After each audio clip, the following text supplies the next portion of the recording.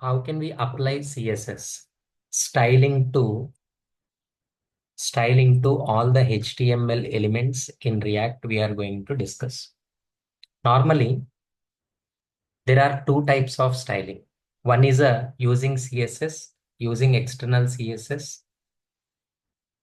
Using external CSS, we can apply styles. And without using this external CSS, okay, we can use directly React styling also. JavaScript inline styling is also there. We can call it as React inline styling. First one is using that external style sheet we are writing. External style sheet. I'm just using, suppose import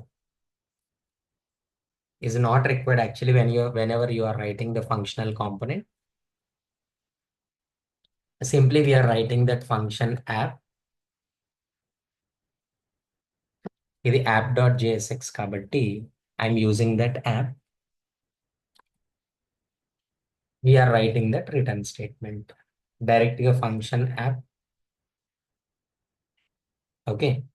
So లేదంటే we need to write a arrow function. Anything. We are just writing one division uses. Same export default. ఇదంతా common. ఇక్కడ మనం రాసేటప్పుడు code styles ఎట్లా apply చేస్తాం? Just give some like h1 ఇచ్చాం. h1 దీనికి apply చేస్తుంది. So hello react. Hello just react with CSS అని ఇచ్చాం సింపుల్గా. ఇప్పుడు మనం దీనికి సిఎస్ఎస్ కోడ్ అప్లై చేయాలి అని అంటే where we need to apply, ఎట్లా అప్లై చేయాలి అని అంటే ఇక్కడ మనం ఫస్ట్ ఒక క్లాస్ తీసుకుంటాం. క్లాస్ చాలా ఇంపార్టెంట్. ఏంటంటే నార్మల్గా అక్కడ మనం క్లాస్ అని యూజ్ చేస్తాం. ఏం యూజ్ చేస్తాం? క్లాస్ అని యూజ్ చేస్తాం. రియాక్ట్లో క్లాస్ నేమ్ అని యూజ్ చేయాలి. అండ్ 2 words రాసినప్పుడు 2 words మనం రాసినప్పుడు సెకండ్ వర్డ్ ఖచ్చితంగా క్యాపిటల్ లెటర్ ఇవ్వాలి. Class name. దీనికి నేను ఏదో కంటైనర్ అని ఇచ్చాను. అట్లాగే ఈ h1కి కూడా అప్లై చేస్తున్నాను. Class name. దీన్ని నేను ఏదో హెడ్డింగ్ టైటిల్ అంటున్నాను. అంటే ఇప్పుడు మొత్తం ఈ డివిజన్కి నేను స్టైల్స్ అప్లై చేస్తున్నా. అట్లాగే ఈ h1కి కూడా అప్లై చేస్తున్నా.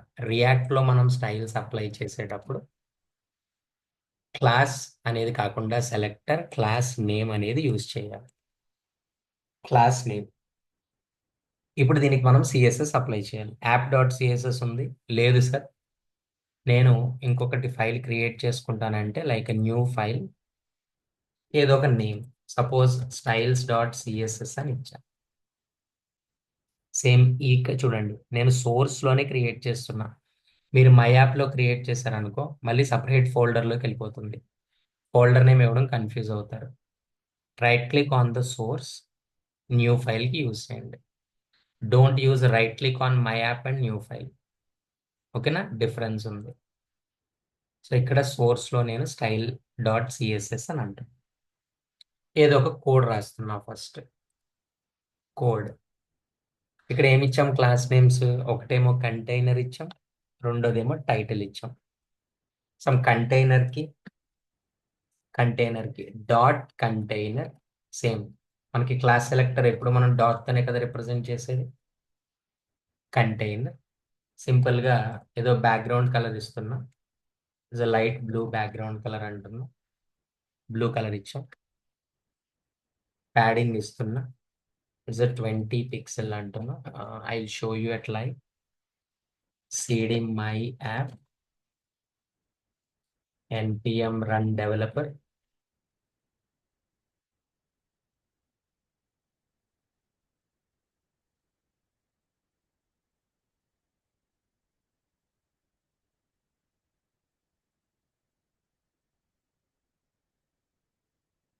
Hello React with the CSS. Why background not applied. ఎందుకు బ్యాక్గ్రౌండ్ అప్లై అవ్వలేదు అని అంటే why the background is not at applied. ఎందుకు అప్లై అవ్వలేదు అని అంటే సింపుల్గా సింపుల్గా మనకేంటంటే కనెక్టివిటీ ఇంకా ఇవ్వలేదు. We didn't give the connectivity at, that's why is not at applied. So connectivity ఎట్లా ఇవ్వాలి? ఇక్కడ మనం ఏంటంటే దాన్ని ఇంపోర్ట్ చేసుకోవాలి. ఇంపోర్ట్ ఇంపోర్ట్ ఎక్కడుంది? డాట్ స్లాష్ అంటే సేమ్ ఫోల్డర్లో ఉంది అని అర్థం. ఏం నేమ్ ఇచ్చాం? స్టైల్స్. స్టైల్స్ డాట్ సిఎస్ఎస్ అని ఇచ్చాం. ఎప్పుడైతే నేను సేవ్ చేశానో ఆటోమేటిక్గా బ్యాక్గ్రౌండ్ కలర్ అనేది light blue with padding 20 pixel apply అయిపోయింది. With 20 pixel. ఇంకా ఏదైనా రాసుకోవచ్చు. సపోజ్ నేను స్టైల్స్లో టెక్స్ట్ని సెంటర్కి అలైన్ చేద్దాం అనుకుంది. టెక్స్ట్ అలైన్ సెంటర్ డైరెక్ట్గా ఉంది, సెంటర్ అవుతుంది. ఇంకేమి ఇద్దాం? బోర్డర్ రేడియస్ అని అన్నాం. బోర్డర్ రేడియస్ సపోజ్ ఏదో 10 పిక్సెల్ బోర్డర్ రేడియస్ ఇచ్చా. సో బోర్డర్ రేడియస్ వస్తుంది ఇట్లా, ఇలా. Okay, this is how it is showing that one. How it is showing that one is a one. ఇదేంటి? కంటైనర్కి. టోటల్ కంటైనర్కి ఇచ్చాము ఇప్పటి వరకు. నెక్స్ట్ ఏం చేస్తున్నాం? మనం హెడ్డింగ్కి ఇస్తున్నాం. We are giving to heading. ఈ హెడ్డింగ్కి ఇస్తున్నాం. ఆ హెడ్డింగ్కి నేమ్ ఏమని ఇచ్చాను? క్లాస్ నేమ్ టైటిల్ అని ఇచ్చాను. Title. So dot title dot title. ఇప్పుడు నేను టైటిల్కి కోడ్ రాస్తాను. కలర్ డార్క్ బ్లూ అని అంటాం. డార్క్ బ్లూ కలర్ వచ్చింది. షేడింగ్ ఏమైనా ఇవ్వాలి అని అనుకుంటే బాక్సింగ్ అట్లా. ఇస్ అ ఫాంట్ సైజ్ ఏదో 20 పిక్సెల్ అని ఇచ్చాను, తక్కువ ఇచ్చాను. Like that. హెడ్డింగ్ H1 తీసుకున్నాం కానీ పిక్సెల్ తగ్గించాం, 25 ఇచ్చా సపోజ్. Like this. అంటే దీన్ని ఏమంటామంటే నార్మల్ ఎక్స్టర్నల్ స్టైల్ షీట్స్ అంటాం. ఇక్కడ మనం కోడ్ ఎట్లా రాసాం? ఆల్రెడీ మనం చూసాం. జావా స్క్రిప్ట్ సిఎస్ఎస్లో రాసేటప్పుడేమో సపోజ్ ఇక్కడ మనం హెచ్టిఎంఎల్లో మనం 2 వర్డ్స్ రాసేటప్పుడు బ్యాక్గ్రౌండ్ కలర్ అంటే నార్మల్గా ఇలా రాసేస్తాం. బ్యాక్గ్రౌండ్ కలర్ లేదంటే ఆన్ క్లిక్, మనం capital letters on mouse over, ఇలా on mouse click or on mouse over. ఇక్కడ మనం ఎట్లా రాస్తామంటే capital letters, small letters, spaces, hyphens ఇవేం పట్టించుకోం. అంటే ఇటువంటి సింటాక్స్ వాళ్ళు హెచ్టిఎంఎల్లో ఇచ్చారు. తర్వాత సిఎస్ఎస్కి వచ్చేసరికి వాళ్ళు ఏం చేశారంటే వర్డ్స్ని హైఫన్తో సపరేట్ చేశారు. Background colour, font size, font family ఇలా సపరేట్ చేశారు. కానీ జావా స్క్రిప్ట్కి వచ్చేసరికి ఏం చేశారు? బ్యాక్గ్రౌండ్ కలర్ అంటే సి క్యాపిటల్, ఫాంట్ సైజ్ అంటే క్యాపిటల్, ఆన్ మౌస్ ఓవర్ అంటే ఎం క్యాపిటల్, ఓ క్యాపిటల్. మెయిన్ మనకి సింటాక్సెస్ అర్థం చేసుకోవడం రావాలి. హెచ్టిఎంఎల్లో మనం యూస్ చేసేటప్పుడు మల్టిపుల్ వర్డ్స్ ఉన్నా కానీ క్యాపిటల్ లెటర్సా, స్మాల్ లెటర్సా, స్పేసెసా ఇవేం పట్టించుకోవాల్సిన అవసరం లేదు. సిఎస్ఎస్కి వచ్చేసరికి ఎన్ని వర్డ్స్ ఉంటే అన్ని వర్డ్స్ హైఫన్తో సపరేట్ అవ్వాలి. అదే జావా స్క్రిప్ట్కి వచ్చేసరికి మల్టీ వర్డ్ ఉంది అని అంటే ఫస్ట్ వర్డ్ లోయర్ కేస్తో స్టార్ట్ అయింది, రిమైనింగ్ అన్ని వర్డ్స్ క్యాపిటల్ లెటర్స్తో స్టార్ట్ అవుతాయి. ఇది ఇక్కడ మనం సిఎస్ఎస్ వాడుతున్నాం, ఎక్స్టర్నల్ స్టైల్ షీట్స్ వాడుతున్నాం కాబట్టి ఇక్కడ మనం ఏం చేసామంటే multiple words separated with hyphen అని యూజ్ చేసాం. అదే ఇప్పుడు నేను ఇక్కడ ఏం చేస్తున్నానంటే దీన్ని ఎక్స్టర్నల్ స్టైల్స్ అంటాం. దీంతో పాటు వాళ్ళు ఏమి ఇచ్చారంటే ఇన్లైన్ స్టైలింగ్ అని ఇచ్చారు. ఇన్లైన్ స్టైలింగ్ అని అంటే మనం ఈ ఫంక్షన్ లోపలే మనం లాజిక్ రాసేస్తాం.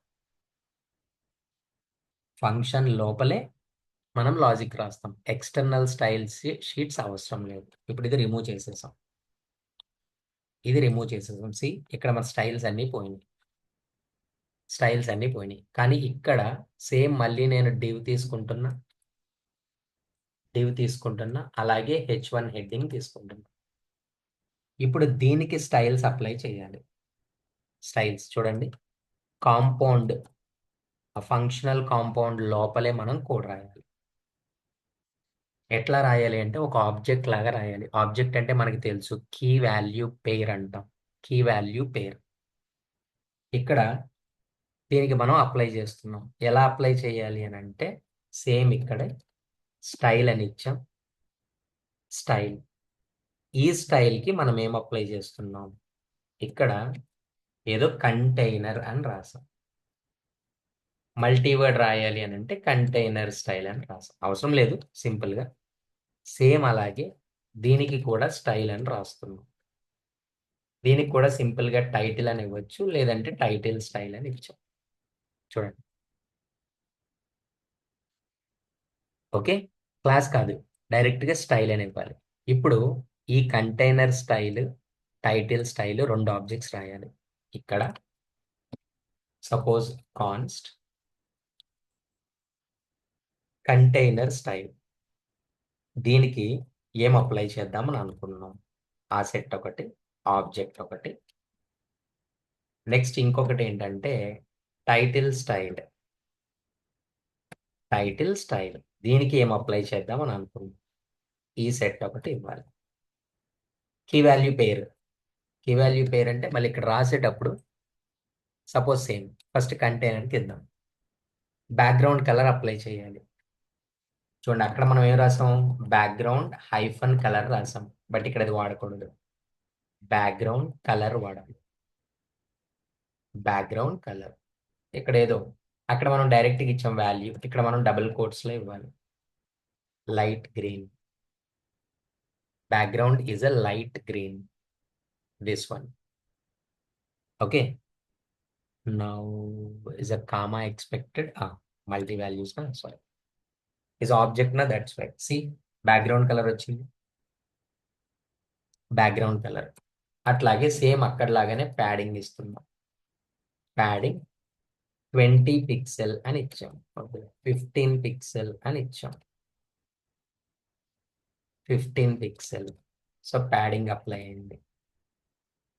సేమ్ అంతే, టెక్స్ట్ అలైన్ తీసుకున్నాం. టెక్స్ట్ అక్కడ హైఫన్ ఇచ్చాం కదా, ఇవ్వకూడదు. టెక్స్ట్ అలైన్ డబుల్ కోట్స్ లో సెంటర్ అని ఇవ్వాలి. సెంటర్ అయింది. నెక్స్ట్ అట్లాగే సేమ్ బోర్డర్ రేడియస్, అక్కడ బోర్డర్ హైఫన్ ఇచ్చాం, ఇవ్వకూడదు. రేడియస్ అని ఇవ్వాలి. అంటే జస్ట్ ఓన్లీ మనం సింటాక్స్ అర్థం చేసుకుంటే సరిపోద్ది, రిమైనింగ్ అన్ని సేమ్. బోర్డర్ రేడియస్ వచ్చేసింది, అర్థమైంది కదా. ఇట్లా సింపుల్ గా మనం క్రియేట్ చేసాం. సేమ్ అట్లాగే టైటిల్ స్టైల్ కూడా అప్లై చేస్తున్నాం. ఇక్కడ కూడా అంతే. సేమ్ అక్కడ కలర్ డార్క్ బ్లూ ఇచ్చాం, ఇక్కడ సపోజ్ డార్క్ గ్రీన్ ఇద్దాం.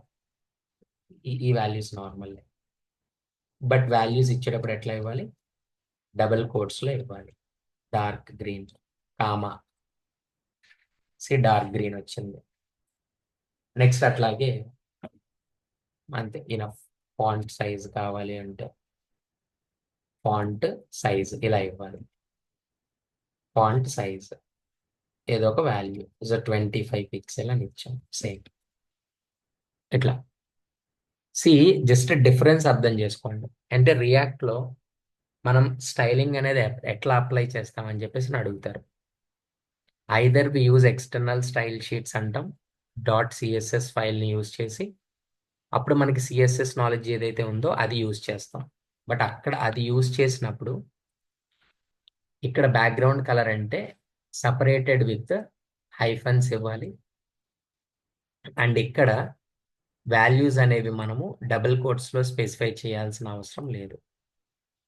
బట్ ఇన్లైన్ స్టైలింగ్ ఏంటంటే ఇక్కడ జావా స్క్రిప్ట్ టర్మినాలజీ ఫాలో అవ్వాలి. From the second word every word starts with capital letter. ఒక ఆబ్జెక్ట్ లాగా ఇచ్చి ఆబ్జెక్ట్ని స్టైల్కి వాల్యూ లాగా స్పెసిఫై చేయాలి. అండ్ వాల్యూస్ ఖచ్చితంగా డబుల్ కోట్స్లో ఇవ్వాలి. దీన్ని ఇన్లైన్ రియాక్ట్ స్టైలింగ్ అని అంటాం. Inline react styling. ఇట్లాగా 2 వేస్లో మనం స్టైలింగ్ అనేది అప్లై చేసుకోవచ్చు. We apply in 2 ways. Remember that.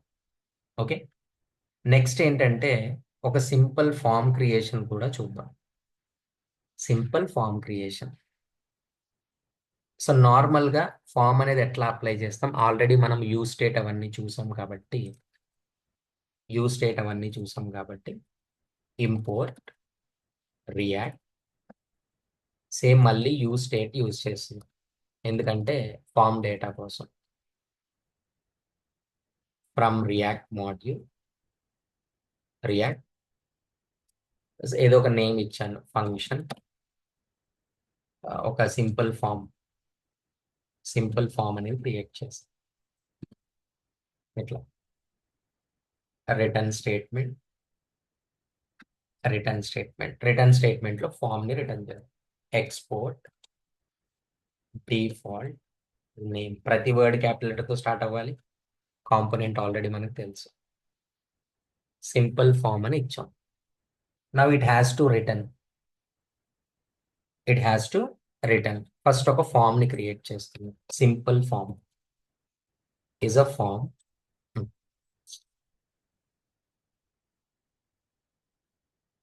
Simple form ని క్రియేట్ చేస్తుంది. ఫామ్ లో నార్మల్ గానే ఒక లేబుల్ ఇచ్చాం. ఒక లేబుల్ ఏంటంటే name. Just enter your name అని చెప్పేసి అంటున్నాం. Input type equal to text. Initial గా only this much I have given. Initially I have given only this much. ఇది ఇచ్చా. నెక్స్ట్ అట్లాగే లేబుల్ క్రియేట్ అయిపోయిన తర్వాత ఒక సింపుల్ గా ఒక బటన్ ఇచ్చాం. బటన్ టైప్ డైరెక్ట్ ఇలా రాసేయచ్చు. సబ్మిట్ బటన్ అని డిఫైన్ చేయొచ్చు. Button name is a submit button. Click చేస్తే ఆ ఫామ్ అనేది సబ్మిట్ అయింది. ఆ ఇన్పుట్ వాల్యూ ఏదైతే ఎంటర్ చేసామో అది సబ్మిట్ అయింది. ఓకే. ఇక్కడ చూడు, వాల్యూ మనం ఎంటర్ చేస్తున్నాం. ఈ ఎంటర్ చేసే వాల్యూని మనం కలెక్ట్ చేసుకొని మనం సబ్మిట్ చేయాలి. అంటే ఒక అలర్ట్ బాక్స్ లో ఇవ్వాలి అని అనుకుందాం. సపోజ్ సింపుల్ గా ఒక అలర్ట్ బాక్స్. సో ఏదైతే వాల్యూ ఉందో ఇన్పుట్ టైప్, ఆ వాల్యూకి ఆ నేమ్ని అసైన్ చేస్తుంది. వాల్యూకి నేమ్. సరే, ఇక్కడ నేమ్ ఏముంది అని అంటే, ఇక్కడ మనం ఆల్రెడీ యూజ్ స్టేట్ తీసుకున్నాం కదా, క్రియేట్ చేసుకుందాం. కాన్స్ట్, ఇది ఆల్రెడీ మనం చూసాం. ఏదో ఒక నేమ్, సెట్ నేమ్ అని తీసుకుందాం. ఇనీషియల్ గా నేమ్ కి వాల్యూ ఏమి ఇవ్వట్లేదు, బ్లాంక్ ఇచ్చా, ఏం లేదు. ఇప్పుడు ఒకవేళ దీని మీద క్లిక్ చేస్తే, అంటే ఎప్పుడైతే చేంజ్ చేశారో నేనేం చేస్తున్నానంటే, సపోజ్ ఆన్ చేంజ్ అని ఒక కోడ్ రాస్తున్నా. ఆన్ చేంజ్ అంటే ఈ టెక్స్ట్ ఎప్పుడైతే వాళ్ళు చేంజ్ చేస్తున్నారో ప్రతిసారి ఇది హిట్ అయిపోతూ ఉంటుంది. హిట్ అయ్యి ఏం చేస్తుందంటే ఒక ఈవెంట్ని ఫైర్ చేస్తుంది. ఆ ఈవెంట్ని మనం ఏదో ఒక ఆబ్జెక్ట్లో క్యాచ్ చేయాలి. ఈ అనేది సపోజ్ ఈవెంట్ ఆబ్జెక్ట్ అనుకుందాం. ఈవెంట్ ఆబ్జెక్ట్ ఫైర్ అవ్వంగానే సెట్ నేమ్ అనేది కాల్ చేసి, అంటే ఇది కాల్ చేసి సెట్ నేమ్, దానికి ఏం చేస్తున్నాం, ఇది ఈవెంట్ ఫైర్ అయింది ఈ ఇన్పుట్ బాక్స్ మీదే కదా, అంటే ఇందులో ఒక వాల్యూ ఉంటుంది కదా, అంటే ఈ ఈవెంట్ ఆబ్జెక్ట్ యొక్క టార్గెట్ ఏంటి, టార్గెట్ అంటే ఇదే కదా. ఇందులో వాల్యూ ఏదైతే ఉందో ఆ వాల్యూని తీసుకెళ్ళి ప్రతిసారి నేమ్కి సబ్మిట్ చేసేస్తుంది. ప్రతిసారి నేమ్కి అంటే ఎప్పటికప్పుడు నేమ్ అప్డేట్ చేస్తున్నావు. ఎప్పుడు కోడ్ రాస్తే అప్పుడు నువ్వు అక్కడ ఏ అనేది ఎంటర్ చేస్తే ఏ అనేది ఇందులో అప్డేట్ అయిపోద్ది. యానీ అని ఎంటర్ చేస్తే యానీ వెళ్ళి అందులో స్టోర్ అయిపోద్ది. అమర్ అని చేస్తే అమర్ అనేది వెళ్ళి దానికి సెట్ అయిపోతూ ఉంటుంది. చేంజ్ చేసిన ప్రతిసారి అందులో ఉన్న టెక్స్ట్తో ఒక ఈవెంట్ క్రియేట్ అయ్యి ఆ ఈవెంట్లో ఉన్న వాల్యూ ఏదైతే ఉందో ఆ వాల్యూ ఆటోమేటిక్గా వచ్చి దీనికి సెట్ అయిపోద్ది. సెట్ అయింది, ఓకే. సబ్మిట్ బటన్ మీద క్లిక్ చేసినప్పుడే అది అలర్ట్ బాక్స్లో ప్రింట్ చేయాలి అని అనుకుందాం. ఓకే, సబ్మిట్ బటన్ మీద క్లిక్ చేసినప్పుడు ఇక్కడ మనం టైప్ ఏం రాసాం? సబ్మిట్ అని రాసాం కదా. సబ్మిట్ అని రాసాం, బటన్ టైప్ సబ్మిట్ అని రాసాం. దెన్ ఆటోమేటిక్గా ఇక్కడ మనం మెథడ్ రాసేసుకోవచ్చు. ఏంటంటే ఒక హ్యాండిల్ సబ్మిట్ అనేది మెథడ్ రాసాం. హ్యాండిల్ సబ్మిట్ ఆటోమేటిక్ ఇది కాల్ అవుతుంది. ఇక్కడ కూడా ఏమైంది, ఒక ఈవెంట్ ఆబ్జెక్ట్ ఫైర్ అయింది. ఈవెంట్ ఆబ్జెక్ట్ ఫైర్ అయిన ప్రతిసారి నేను ఏం చేస్తున్నానంటే ఒక అలర్ట్ బాక్స్ రాస్తున్నాను. అలర్ట్ అలర్ట్ హలో అనిచ్చి నెక్స్ట్ ఆ నేమ్ని రాస్తుంది. ఏదైతే నేమ్ ఉందో ఆ నేమ్ని స్పెసిఫై చేస్తుంది. అంటే ఇక్కడ నేను ఎప్పుడైతే నేమ్ ఇచ్చానో సబ్మిట్ అని ఇవ్వగానే అలర్ట్ బాక్స్ రావట్లేదా? It is loading the page and it is not executing. Better button type is submit. Okay, it will work.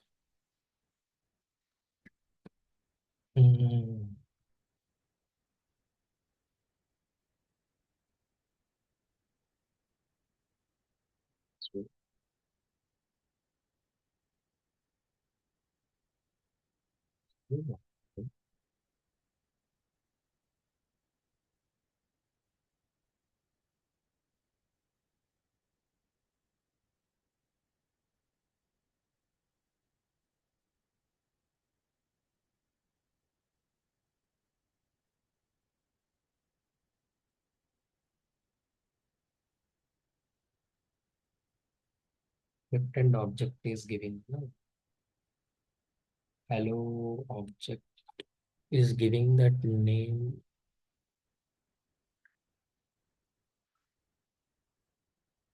Well, this is directly JavaScript. Hello Amar, like this. Handle submit, on click handle submit. And what is this actually prevent default? Is anyway I have written, so I'll explain. See, if I'm not writing this one, imagine if I'm not writing this one, after giving that name, if you observe, see, when you submit is giving, see, every time if you observe here, every time that page will reload actually. That is a default behavior. What is that? E dot prevent default means what? Without loading actually. See, is in the previous case it is blinking. No? Now look at this. Whenever I click on OK, it's not blinking. Prevent default means normally whenever you click on a submit button, so what will happen? Every time that page will reload. But prevent default means what? It will avoid the default behavior that loading the page. Unnecessarily, every time that page will not load. What is the main advantage of React.js? Avoiding unnecessary page loadings whenever you modify or whenever you are working with the web page. For that one only, they introduced what? Prevent default. Whenever you perform that event, whenever this code is executing, please don't refresh the whole page to say that that prevent a default introduced. Okay. This is simply how to create that styling and how to create one simple form. Then in the tomorrow class, multiple forms and that event handling. This is a simple event handling I explained. Clear event handling and all we will discuss tomorrow. Okay. You can leave for today.